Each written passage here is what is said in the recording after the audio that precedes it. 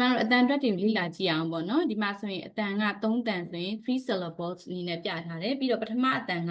ပို့ပြီးတော့ဖိထွက်တာဖြစ်တဲ့အတွက်ကိုကျမတို့ဒီ circle လေးကကြီးနေရပေါ့နော် per syllable မှာဆိုရင်အတန်အတွက်ဖိထွက်တယ်အဲ့တော့ဒီမှာပထမဆုံးတစ်ခုမှာဆိုရင် elephant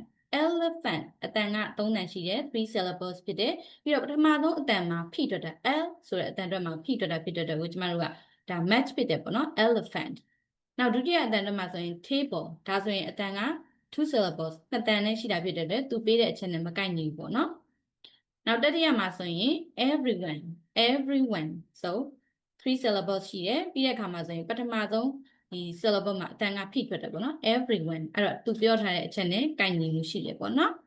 နောက်ဆုံးတစ်ချက်မှာဆိုရင်ကျမတို့ tomorrow ဆိုရင်လည်းဒါက3 syllables ရှိတယ်သို့တော်လည်းဒီမှာဆိုရင် struct ကကျမတို့ဘယ်မှာလဲဆိုတော့ second syllable မှာအတန်ကဖိထွက်တယ်ရှင် tomorrow ဆိုတော့သူပေးထားတာကပထမအတန်မှာဖိထွက်တာဖြစ်တဲ့အတွက်ဒါဆိုရင်လည်းကိုက်ညီမှုမရှိဘူးပေါ့နော်အဲ့တော့ကျမတို့အတန်အတွက်တွေကိုဒီလိုမျိုးအနေနဲ့ခွဲခြမ်းစိတ်ဖြာပြီးတော့လေ့လာလို့ရတယ်ပေါ့နော်အဲ့ဒါဆိုရင်ဒီမှာဆိုရင်လေ့ကျင့်ခန်းလေးအနေနဲ့ဒီမှာစကားလုံးလေး၈လုံးရှိမယ်ပေါ့နော်အဲ့၈လုံးထဲမှာ